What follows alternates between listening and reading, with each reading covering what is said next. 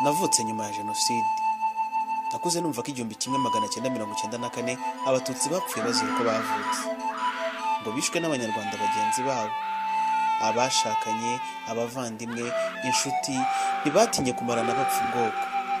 Kumva ibi byarantangaje biranambabaza cyane, kubona umuntu akorana n'undi nyuma akamubona nk'inyamaswa kugeza amwishe koko ni agahinda.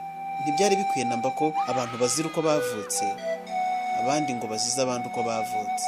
Uyu munsi turishimye kubera igihugu gifite umutekano, ubuyobozi bwiza bwaduhaye gusubirana izina ryacu ry'Ubunyarwanda.